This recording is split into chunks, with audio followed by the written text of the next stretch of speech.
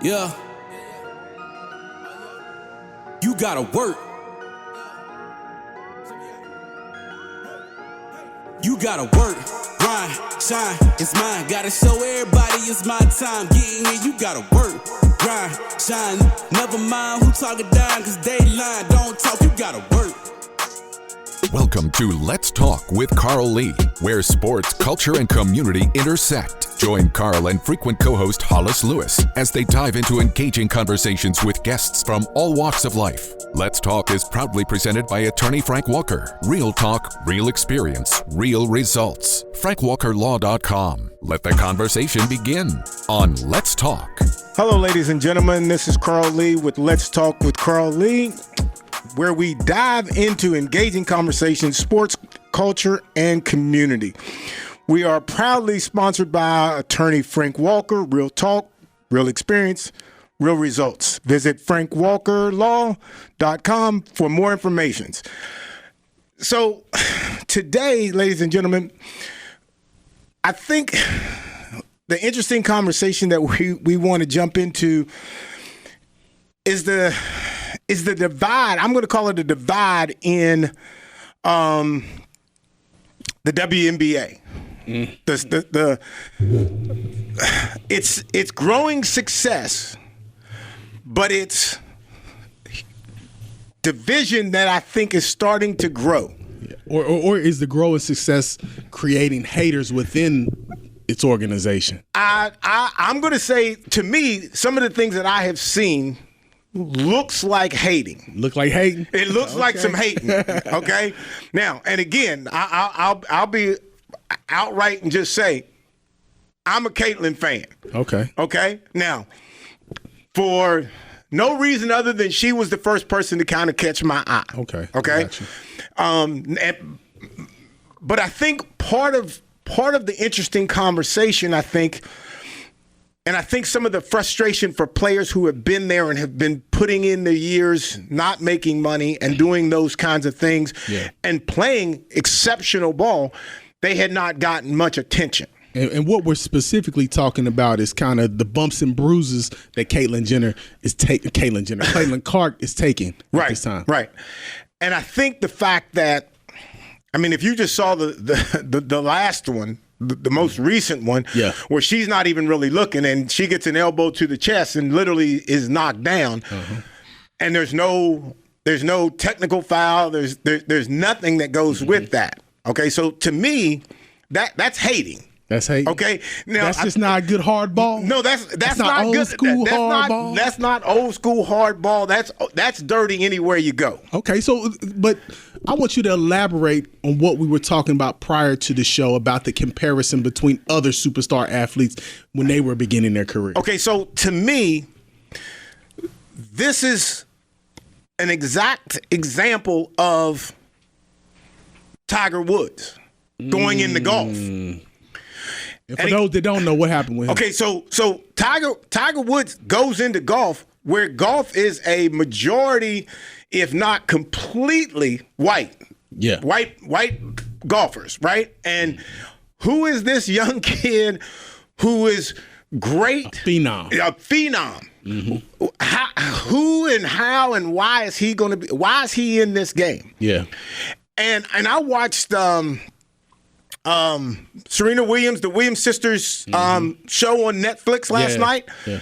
Same story. Yeah, and for those that don't know, the Tiger Woods incident, it wasn't a physical one, but he was getting called names, racial epithets, different things of that nature. And nobody expected, they didn't expect him to be that good. They didn't, in the movie about the Williams sisters, nobody really could even think that they could be able to play. And particularly the Williams sisters, they came out of nowhere because they didn't go through the traditional routes to the other tennis. They didn't go through the junior leagues. They went straight pro. They went straight pro, kind of from like little kids. They worked out for years upon years and then went pro and totally dominated. And the people who wanted to be their agent was like, no, you can't do that. Nobody's done that. You're going to get eaten up. There's just no way you can do that. Mm-hmm. Sometimes the system has to change, and sometimes somebody has to be the person to change it. So how do you think Caitlin Clark compares to the Williams sisters and Tiger Woods? What would be the one-to-one? in your mind, or close to it? I think that the only thing that is different, and this is also because it's team ball. Okay, that makes sense. You know, yeah, that makes sense. Is that her individual success has not been equal to their equal success. Coming like straight off the game. Coming right from college, right into the professional ranks. Mm-hmm. She's still the same talent. Yeah. But unlike, well, I shouldn't say unlike, maybe even worse than some of the other people that we've talked about, she's actually getting the physicality is being taken out on her. You know what I'm saying? Like, it's no way. Like, you don't hit anybody in golf. You don't hit anybody in tennis. Yeah.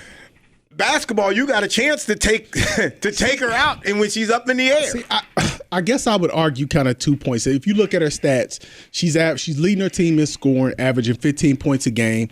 She's leading her team in assists, averaging 6.4 assists per game. So I would argue, although she has 5 turnovers a game as well, I would argue that she is, in some iteration, having that success. She's having Rookie of the Year success. And I would also argue that, again, maybe outside of the incident that happened this past weekend, I say, man, she just facing good hard ball. And she's going through a rookie hazing period that even Angel Reese herself has to go through, although Angel Reese may have the physicality to take that beating. I don't know if anybody's going to dare attack Reese that way. Okay. I can buy that. And one of the things that but also what we're talking about is not simply the attack and the physicality, but we're talking about maybe the malice intent behind. Correct? Is that what you're speaking to? Yes. Okay. If you hit Caitlin, you're hitting her for a reason. Like, you're not just hitting her as a rough foul. You're hitting her because you really don't even care for her. You don't really like her. Like, it's kind of similar to the incident that you seen this weekend, where it wasn't really like a basketball play. Right. It was nowhere in a basketball play. It wasn't a pick. It wasn't boxing out for. It wasn't defense. It wasn't defense. Yeah. It wasn't anything. A shot. And Clark wasn't doing anything. She was just kind of looking. But she did jaw her. She did the young lady that she got into it with. They was jawing. But you can't. But is the recourse physical, or is it just more jawing? Or more jawing or more take it to the hole? Look, back her down, take it to the hole. It's hard for me to argue that point. Right. I'm not going to lie to you. It's hard for me to argue that. But what I will say is that this is what I like about the WNBA, and this is how I think they could win, being a different product than other basketball products out there, is that you have that physicality, you have that old school, you have that, like, and from what I understand, and again, I'm going to put on record, I've never really watched the WNBA outside of the season, other than when it's first, and most the first of us generation probably can say that. Yeah, other than like Lisa Leslie and them when they first started. I watched then and I haven't watched since. But from what I'm seeing, the play is tough, is rugged, is gritty, and it's just such a diverse game than the finesse game that the NBA has turned into. So I like it personally. I like it. I enjoy it myself. Yeah. Okay, but what I think. Like, at what cost, right? At what cost? You know, and when we were talking about the show prior to getting on, one of the things that I said was, you know, you look at Caitlin, she's a $110. Yeah. She's light. She's gonna have to get in the weight room. See, and that's what I'm talking about. To me, this could be her Michael Jordan versus Pistons moment. Yeah. And Michael Jordan, he had to go get in that weight room. And he went through it as well. Yeah, he went. That's what I'm saying. Yes. And to me, this is what can make her so great. Going through all this hate, because Michael Jordan, all them guys went through it. Kobe, they went through it, and then they had to go reevaluate the game. They had to go get strong. Had to go get physical. Do you think anybody in the NBA had it any more difficult than Michael Jordan? I don't think Kobe. I don't think Kobe. No. I don't think Magic. I don't think Bird. I don't think none of those kinds of guys ever got put into that. And maybe because they were bigger, But I just think that this is a unique kind of a situation. Bruh, if you watch some of those old Michael Jordan clips when he was playing against, and we're talking about the mid 80s, his rookie, maybe till his fifth or 6 years, Detroit, Boston, Atlanta. They was playing football out there, bruh. Like, it wasn't no joke. Like, if you go back and watch them clips, I can understand why the NBA had to make that adjustment. Because, it was boxing, football, then basketball out there at that time. And it was just a matter of who's the best, and if you think you're good because you're coming out of high school or you coming out early from college, we're going to show you this is the man's game. This is the man's game, and I think that's what the WNBA they showing. Like, this is a grown woman game, and you got to come through this. Although, and again, if you read the stats, 15 points, six assists a game, she's balling, right?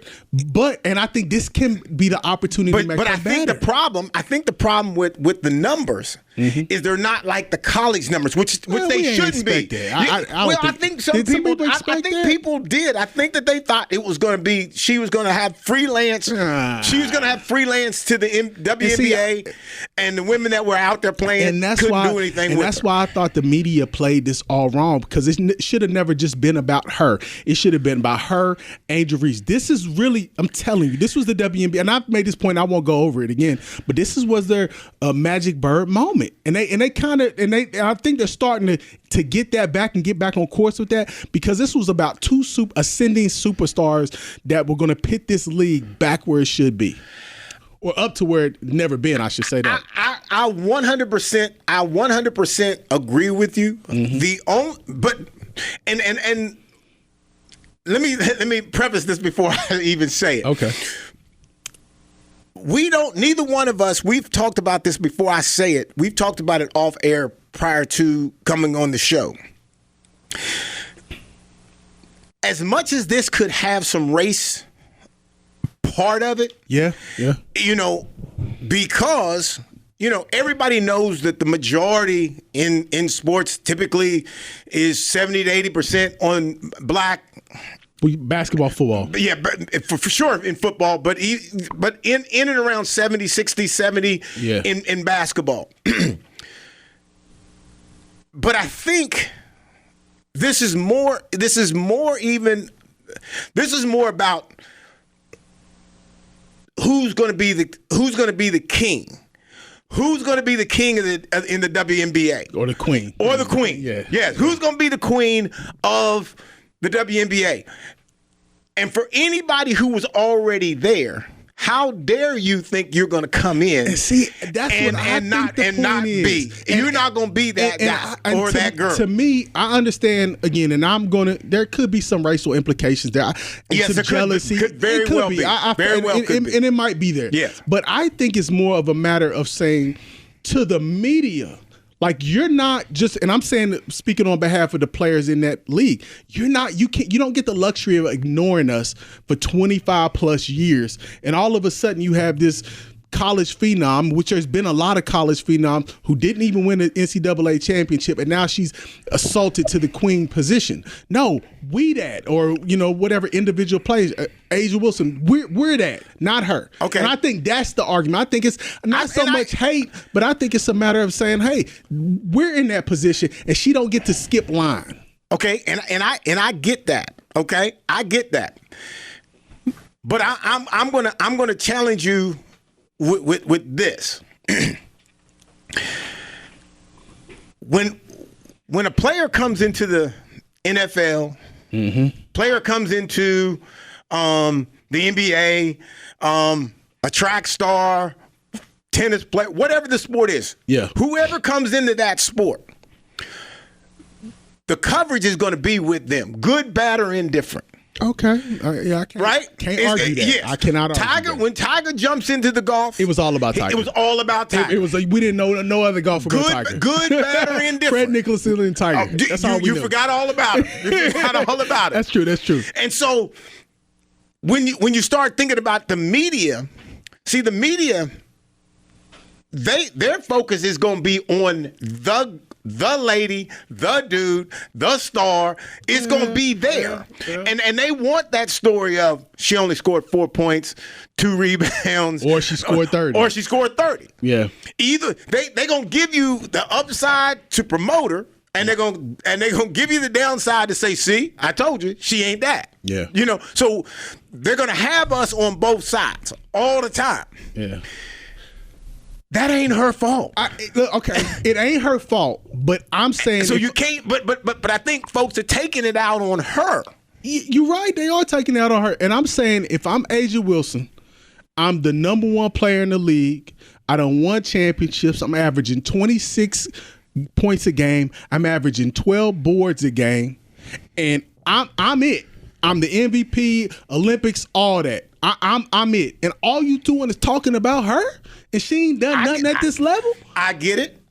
So it's. I think it's going to be. I wouldn't even say. Like I said, I won't even so much as call it jealousy or hating, but I think it's saying, hey, why y'all looking over there? Why she making all this money?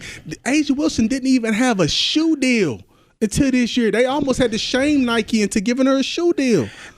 So I'm saying you didn't ignore it. As now that she coming, and again, she did great things in college, but she's not a. I can't say that she is a 1-on-1, but what I am saying is that she's not the only one that had that sort of success in college. I'll say that. Right. You know what I mean? But she's the latest. But she's the latest, and she's the most coverage, and some people are saying she's the greatest. But year after year, media coverage gets bigger. Okay, I give you that. Every year it gets bigger. I was a decent corner, right? Mm-hmm. I'm a decent corner. But there's some guys, there's a Darryl Green out there, right? Yeah. And I know he's going to get some attention. I know he's going to get the bulk of the attention when it comes to start talking Pro Bowls and all that kind of stuff. That reality that's something you got to know. You got to know that, like, okay, who is the star? If you were the star and somebody comes in, yeah, but when Mahomes came in, a whole lot of quarterbacks who were the man had to give it up. But okay, I understand that point, but I think what's happened with this in this situation where you talk about a Mahomes, Darryl Green, whatever, y'all still making maybe not the same money, but y'all making similar money. Mm-hmm. In this case, I mean, Caitlin Clark is she's lapped everybody as far as resource finances and earnings. But before the game's played, and I think there's a level of just saying, hold up, we here. I think even because we mentioned Tiger, we mentioned the Williams sisters. I think LeBron went through it. Yeah. Right. Yeah. It was a lot of hate, a lot of animosity coming towards him. He's a kid who ain't never played the NBA but signed this $90 million Nike contract. Right. And we still struggling to get shoes. But see, to me, that ain't a basketball issue. I mean, I get that. That's not a basketball. But still, that's not Nike wants. When it comes to those kinds of deals, they want that person, and that person is black, white, green, yellow, orange. They want who because everybody was focused on Caitlin in college. And I think somebody like A'ja Wilson is saying, I am that person, but the camera just ain't been pointed on me.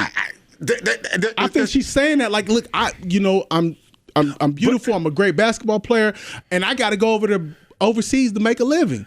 Like, and you know what I'm saying? I think there's just a little bit of that, not so much hate directed directly towards Caitlin Clark, but just the process and even the coverage of it has not been. But I think sometimes sometimes there's a place, and I'm defending on just the reality of how I see it. Okay, yeah, I understand.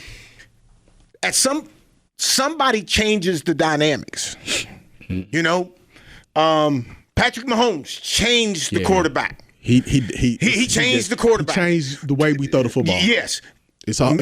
You can make the case totally he doesn't necessarily have to be the best quarterback, But he changed the way he played the game, the way he threw it's totally the ball. Different. It's different. Angles, you're throwing at angles and I'm talking about as a quarterback. Right. Played my whole quarterback my whole life. He's literally revolutionized the way you play that position. Because you're never supposed to throw the sidearm. You're never supposed to throw sidearm against your body. I mean, like I told you, he throws from 12 o'clock till about 4. He can darn near throw it underhanded. Yes. He does everything that you're not supposed to do. Right. Feet ain't settled, all that. So yeah. And so I just had to say that. So yeah. So but see, you have those particular guys and or lady who changes the dynamic.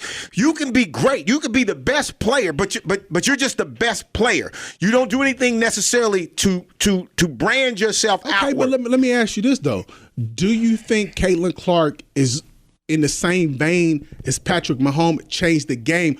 Or is she just a part of the process and the timing of expanding the coverage of that particular league? Yes, I think she has changed the coverage. She is, but not necessarily changing like the game or the way people play. I think what she's done in the game process is, where can you shoot that three from? Most people were shooting it at the 3-point line. Now there are people even standing 10 yards, 10 feet away. Steph Curry, that was him who did that. You got to contribute that to him. We talking WNBA. Okay, you talking about just in the confines of that league. Yes. Okay, I'm saying in that league, what coach thought would be okay with a player taking 4 or 5 steps across the half court and shooting from there? Range. Yes. Okay. I mean, I guess I could see that, but I don't know if that's super revolutionary. It's different. It's different. Yeah. She was the first to, and for me, no one had ever said anything about this girl, a woman shooting 3-point shots. Okay. Nobody had said that. Not from that range. Yeah, not from that range. But when they started talking about it and showing videos on ESPN, and I'm watching it and I'm looking at it, I'm like thinking, oh, well, wait a minute. I gotta watch this. I gotta check that out. Once I checked it out, it wasn't like one time she tried it. It wasn't like 2 times. I mean, it was like it's her range. And all of a sudden now, I'm hooked. I could buy that. I mean, it's the same hook. It's the same hook that Tiger had with his driver. Okay, I could buy that. I could buy that. I could buy that. I still think there's some other.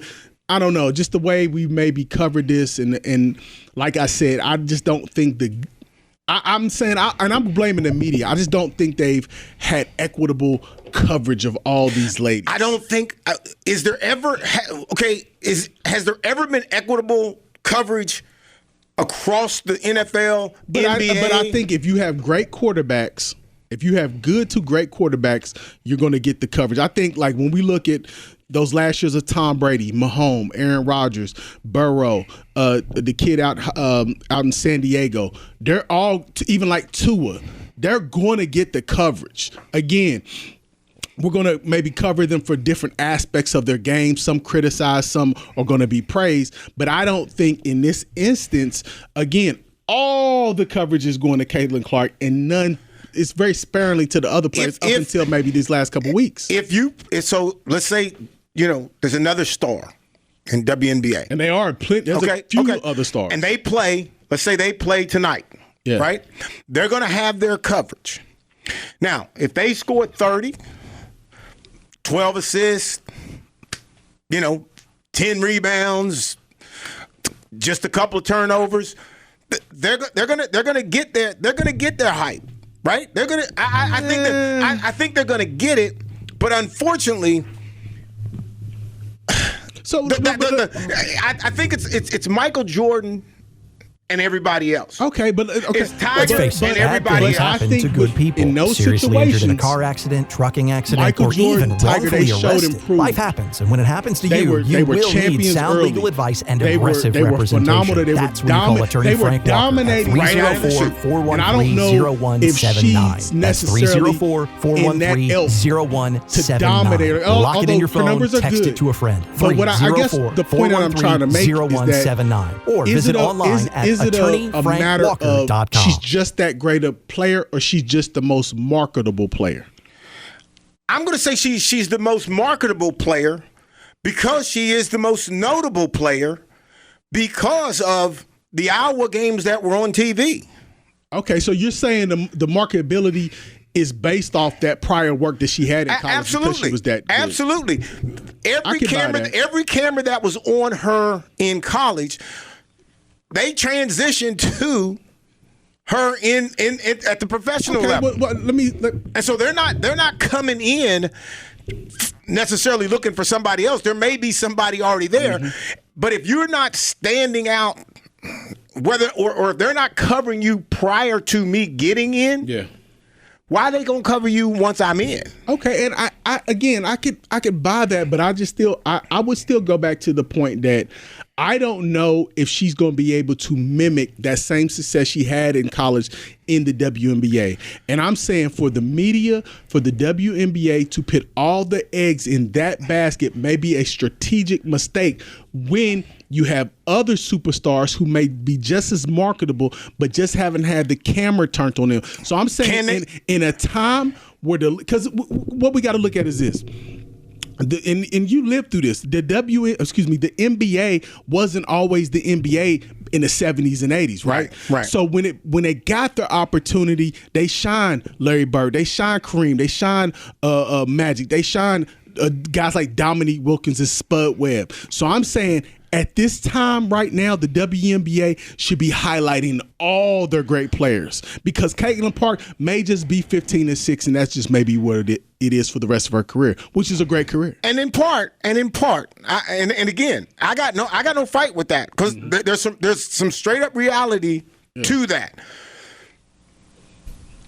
But for every player on every team, you have to be that person on that team.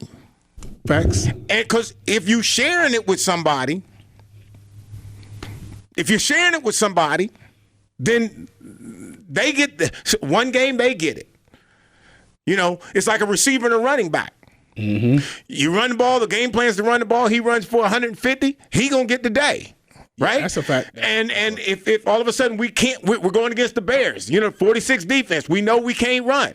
What are we going to do? We're going to throw. All of a sudden now the receiver and quarterback is more likely to get the attention. Yeah.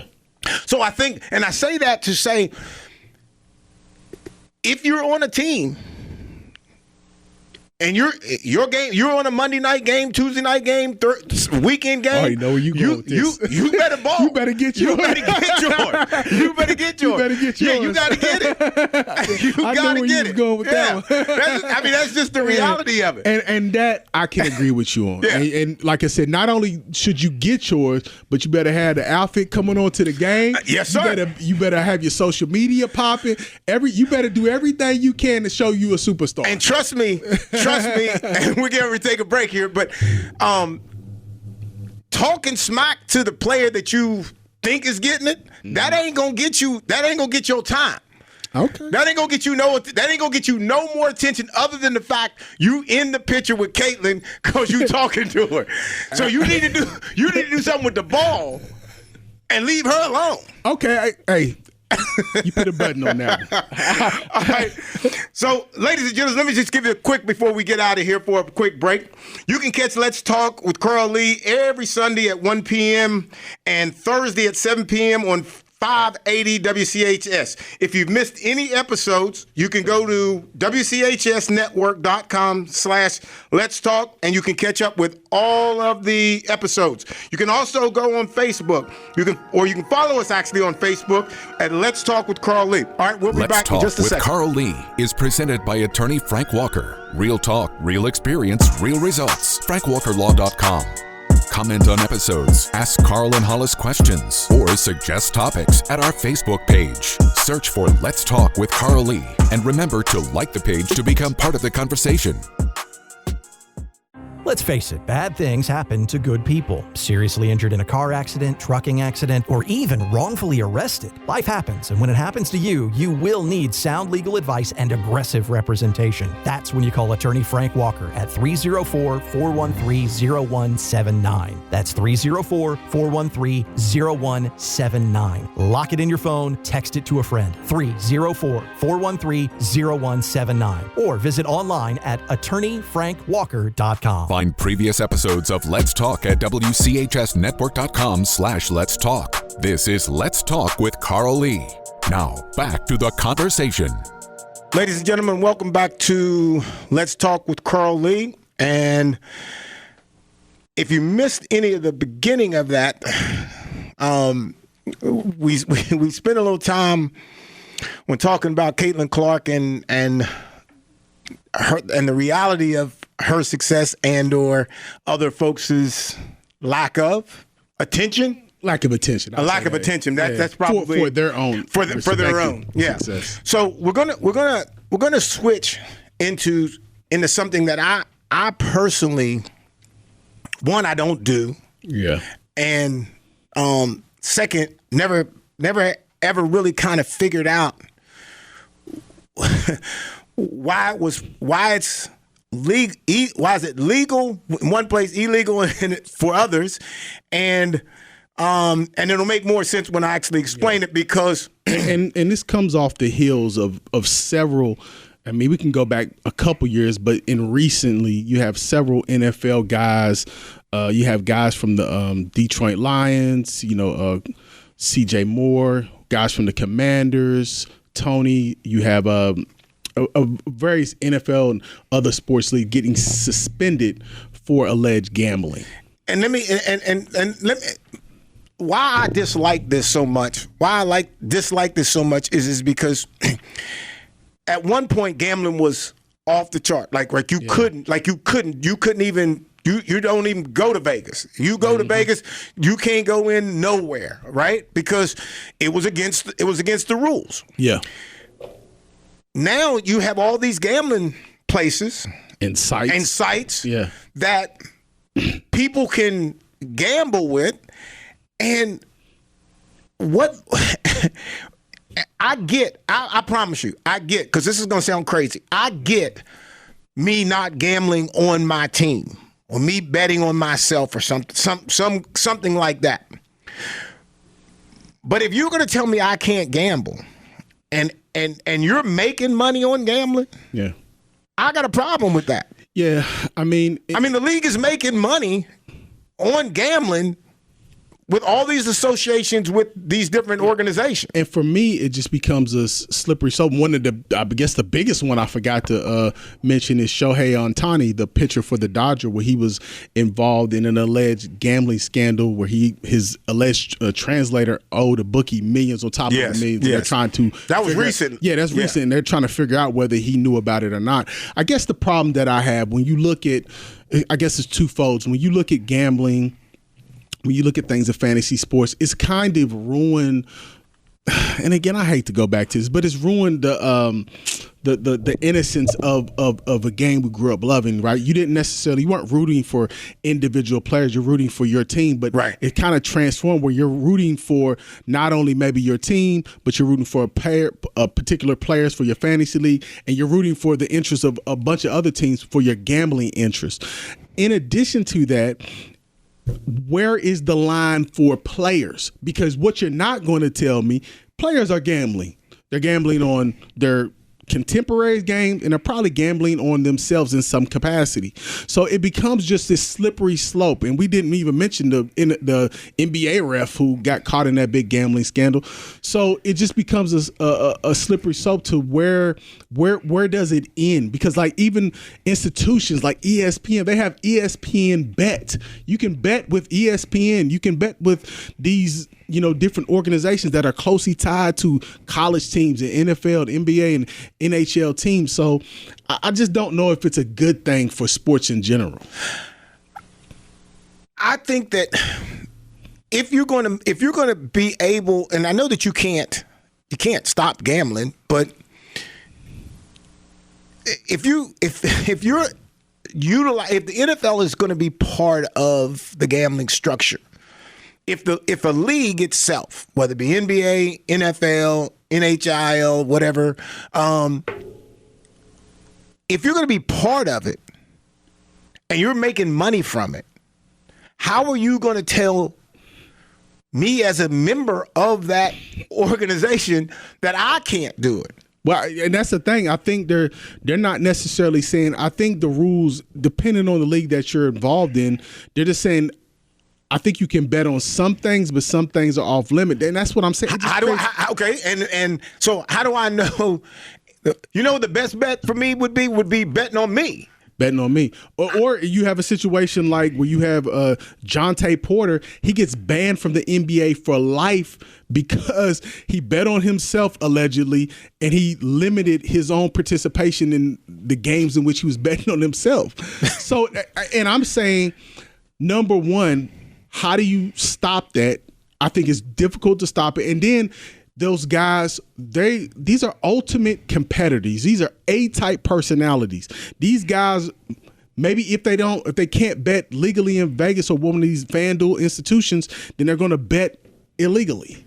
So I'm just saying, like, I don't know. Again, it's here, but I don't know kind of what's a adequate limit or how far do we go with this. Imagine having endless money. That part. Yeah, because for what I might call $10, I think $10 is a high bet. You may think 20. Somebody might be thinking 1,000. Somebody might be thinking 10,000. Mm-hmm. Somebody's thinking 100,000. And if you're in that 100,000 range, bro, you lose, bro, you likely gonna do what? You're going to go back in and try to get your money back. Yeah, it's you like got to get that money back. Charles Barkley, he was talking to Shannon Sharp, I believe, and he said he'd go to Vegas. Hey, that's just a light weekend of gambling is $300,000. Yeah. So I'm willing to lose $300,000. That's somebody make that in 10 years, and you just I could throw that away in a weekend. Even to say that out loud, it kind of wild, right? Yeah, and it shouldn't even. I would never make a comment like that. Like I could give up that kind of money. Mm-hmm. Because it makes people look at you a certain kind of way. Yeah. So I guess, like I said, I think we acknowledge it's here, and it's probably going to be here to stay. What is the proper? If you were running the NFL, what would be the boundaries for your players? I would just make it very clear, like it used to be. So you say no gamble? You cannot gamble. But is that reality though? They're going to gamble, and if you do, and get caught. The consequences are what?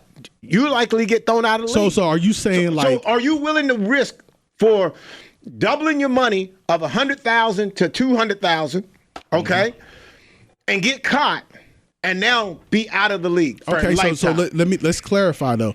Are you saying like you can't go to Vegas or Atlantic City play blackjack? Or are you saying you can't do sports? I don't. Here's betting. Yeah, you can't. Yeah, sports betting. I think I think you cannot gamble on any sport. You say no sport? No. If you're an athlete, you shouldn't get. Because, bro, how many friends do I have that play basketball? How many friends do I have that might play soccer or hockey, whatever, right? We could be buddy, and bro, I'm betting on you. Yeah, but I think we have to acknowledge. But I think you get into some trouble with that hard line because I think we've acknowledged that gambling is a disease. You're right. Sectors. You're right. But the problem is because you let it happen. See, but you can't say that because an alcoholic or somebody who's abusing drugs, they didn't necessarily let that happen. Maybe it was some incident that led to that, right? Usually when a player gets into the league and he has some form of a habit that's a bad habit, it comes to light. Very few players go all the way through the league with an issue. Okay? They may get 5 years, right? And all of a sudden, because everybody in the locker room knows everybody's addictions and all their issues. Problems. You everybody knows. So somebody's got to reach out and there's got to be help there first, okay? If you can catch it. But if I'm like, if you come to me and say, hey man, you need to stay out of that gambling, you need to stay out of that bar, you need to stay out of that hollering that old boy to get those drugs. If and I can't listen to you, bro. I'm on the other end. I think it's problematic. Like I said, I understand what you're saying, but I think it's problematic because to your point that you said earlier, you can't be sponsored and subsidized by pretty much a lot of gaming industry, a lot of gaming companies, alcohol, and then alcohol and everything, and then say, well, you can't participate in that, right? And I'm with you. And then you can't say, well, you can't participate, and then like if you are having trouble, we're just going to let you go instead of trying to get you some help. So I think maybe there needs to be some conversations up front before you get these guys all this money to say, hey, look, these are the issues. This is how you find yourself in trouble. And you have to give them some leeway, maybe. Absolutely. To you bet have to on give something. them. You have right? to. No, you have to give them leeway to get. Again, if I tell you not to gamble, okay, you're gonna, because if you gamble, if I catch you gambling, this is the consequences. Yeah. You gonna weigh the consequences and say, nah, I ain't gonna do that. But how do you say? How do you say that though? How do you say that when a large portion of your revenue is coming from gaming? That's the NFL's fault. That's the NFL's fault. But how you say that though? But I'm just saying that was my original argument. Okay, is that how are you going to say that gambling is something that we can't do, and you're getting money from it? Yeah, that's what I'm saying. You're bringing in money from the whole gambling circuit, and yet you're telling me not to gamble. I just don't. And again, that's the issue. Making. That's the issue. And how does it not get out of control? How do you not have guys like Jonte Porter basically betting on themselves and then doing things to manipulate the line? That's why we have that. Yeah, that's why we have it. So I'm saying, like, what is it? And let me get back to my original question. Is this, how does this affect the integrity of the game? Like, not just from an outcome standpoint, but also from a viewer, how we're viewing the game. Because I think the lens in which we're viewing it, what I hear a lot now is about gaming as opposed to strategy or whatever. You see what I'm saying? Because I'm a kid, and I'm a kid who grew up on NFL films where they would play the classical music. Yeah. So it was like a romanticizing of like sports. Well, that's kind of gone with this. Yes. You know? So I think the biggest thing is most players who gamble who know they're not supposed to be. Mm-hmm. And I'm saying gambling because they're betting on the sport, right? Yeah. There is no way to get caught unless you actually do something to get you caught. You got to do something. You got to do something, some kind of way. Nobody's following you home, following you to the gambling site.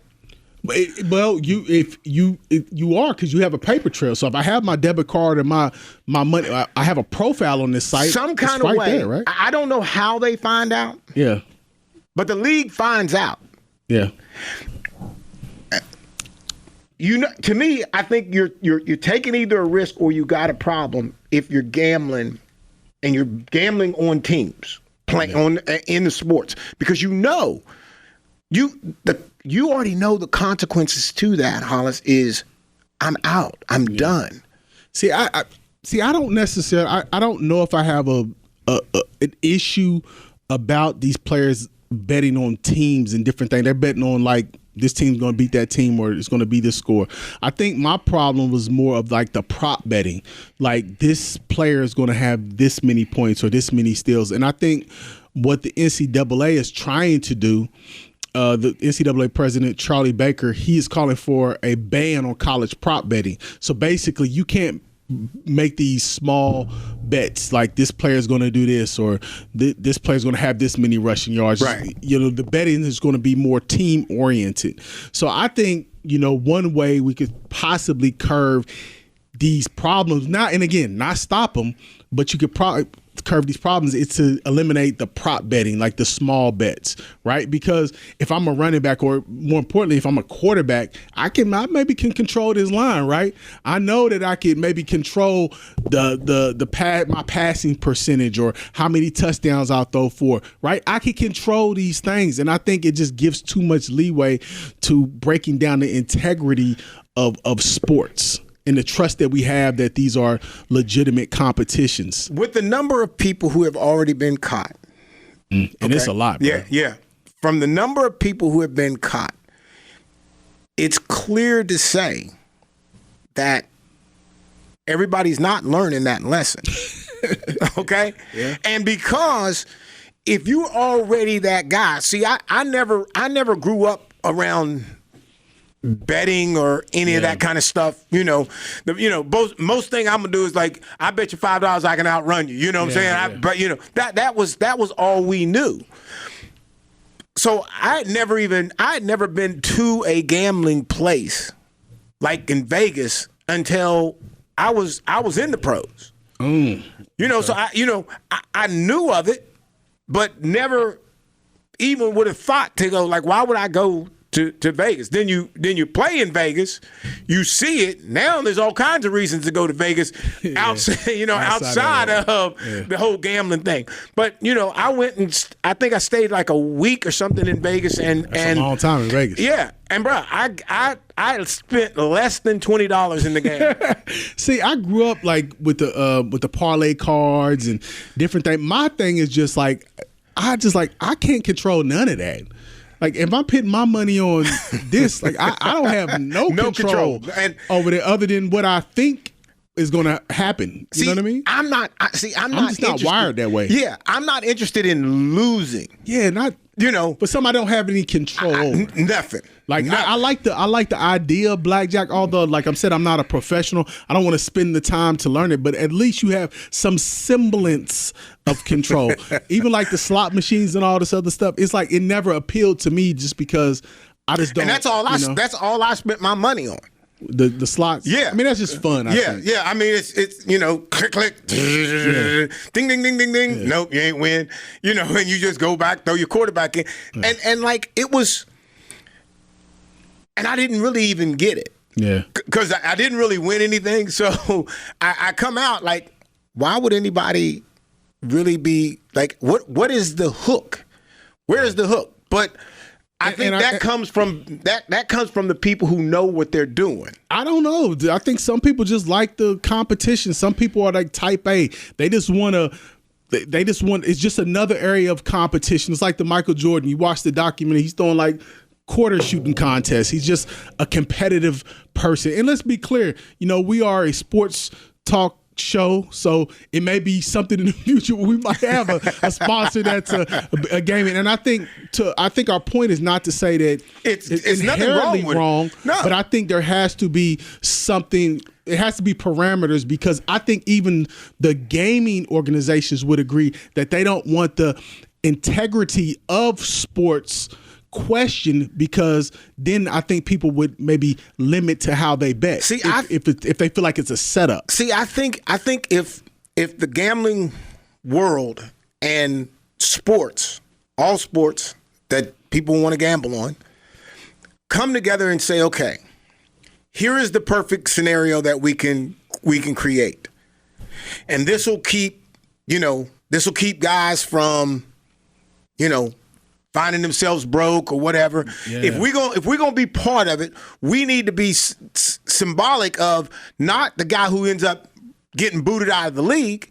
That can't be there's no relationship between gambling and the NFL or NBA when guys are betting on themselves, betting on their team, betting on another team. There's no collaboration there that's working. Yeah. So why would you affiliate the league with it when you haven't even built a camaraderie between players? Well, if a player is in your gambling facility, mm-hmm. and I know this is not probably realistically could happen, but there's an issue, you got to say something. You got to be able to get back to that. Because a lot of these guys, Charles Barkley, wherever he goes, somebody gonna know that's Charles Barkley. 100%. And if you see that that's a problem, if you can understand if there's a legitimate problem there, who's supposed to step in? See, I like that idea. I think definitely, because I'm looking at like it's just a multitude of scandals that have happened, and this just goes back to 2018. I was going to say that was my question. How far back does it go? And it's just a multitude of guys in the NFL, NBA, hockey, all baseball. There are, for various scandals surrounding gambling. So I think, to your point, it will probably be healthy conversations need to be had between gaming, between sports, to say, hey, these are the parameters. This is what need to happen. We need to utilize things like 1-800-GAMBLING if a player or if these players have a problem. So I could definitely buy that, and I think that definitely needs to be. I'm sure they're having some conversations we might not even know about, but it seems like it needs to tighten up. And it needs to be quicker. Yeah. And then I think, and again, you have to have these conversations when things happen, but you also have to have these conversations before anything happens. There has to be warnings and education prior. If you were to go down that list and say a number of how many that, I don't know if it numbers them. Yeah. How many? Give me a guesstimation of how many there is. I mean, we'll just take 2024 since January 25th. There's been 9 incidents. Okay, so 9 since January? Since January of this year. January of this year, there's been 9. Reported incidents. These made the headlines. These are the headlines. Yeah, we don't know who's still out there that's still about to get caught. So that's 9 players who potentially have lost their career. Or had some issue. Some issue. Yeah. They had some issue in and around gambling. Players in organizations. Yes, and in organizations. So when do you start to think that that's a problem? Yeah. I mean, and here's the other thing. Nobody would have known that number. Nobody would have even gone to even look, to even care to see how many people it's actually affecting. Imagine that's 9 athletes, okay? Since athletes or in organizations. Or people in the organization. Yeah. How many just normal people? Yeah, I mean that's a whole different. You know what I'm saying? Bag. How many just regular people are tied up and hooked into this reality? Yeah. And again, we're not talking.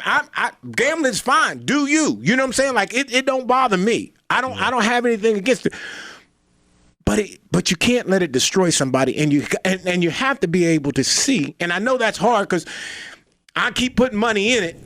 Yeah. You making money. Yeah. How you gonna stop me from putting money in it and say go home? I just think above anything else, looking at like the big picture, I think what's best for the sports organizations, leagues, players, and the gaming and betting organizations is to never be in a situation where the integrity of the game is questioned. Because I would never want to be one of these internet betting sites and then have my organization tied to some player who was doing something to have a predetermined outcome of the game. Right. That's what I would never want. Right. Because, again, I think it just questions everything, right?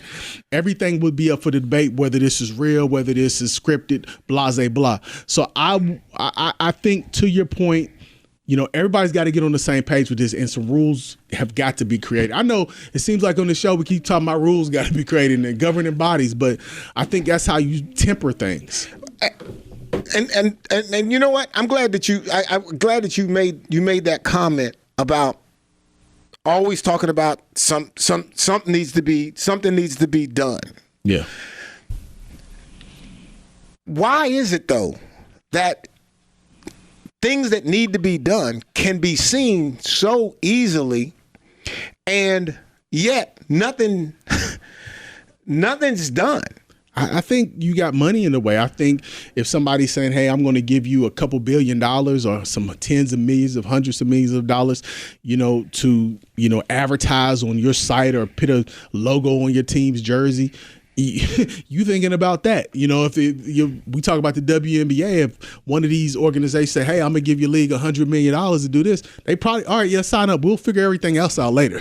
You know what I mean? We'll deal with all the other stuff later. Let's get this money. So basically, really, what you're saying is money becomes the root of all evil. Yeah, I think it's money, and you're looking at the opportunity I'm not even going to just say money. I just think you're looking at the opportunity and not necessarily looking at the big picture. One of the lessons I've learned being on the legislature is that one of the best lessons I learned, he told me, don't worry about what the bills say. He said, worry about what the bill don't say. Yes. Okay. I'm with you. Yeah. I like that. Yeah. I like that. So I think that's the way you got to start looking at these things. All right. Well, I'm going to give another shout out to Frank Walker. Let me just say it this way, okay? Because I want to say something about Frankie, because I call him Frankie. Mm-hmm. I appreciate the fact that he took the time to sponsor Let's Talk, and he's actually our first sponsor, and hopefully we're going to get him on the show, and not necessarily just to talk about his sponsorship, but just I think Hollis wants to talk about, him being at State and playing ball and all that kind of stuff. But anyway, Frankie Walker, real talk, real experience, real results. You can catch him at frankiewalkerlaw.com for more information. All right? You can catch Let's Talk with Carl Lee every Sunday at 1 p.m. and Thursday at 7 p.m. on 580 WCHS. You can also, if you miss an episode, you can go to WCHSnetwork.com/Let's Talk to listen to it online. You can follow us also on Facebook at Let's Talk with Carl Lee for any of the updates. All right. So, Hollis, you got anything? Well, tell them how if they are interested in have advertising on the show, how they can get in contact with us. Actually, you can call WCHS and ask for Dale Cooper, or you can come to the station, 1111 Virginia Street in Charleston, and ask to speak to Dale Cooper, and he will get you set up.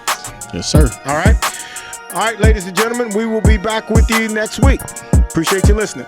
Let's Talk with Carl Lee is presented by attorney Frank Walker. Real talk, real experience, real results. FrankWalkerLaw.com.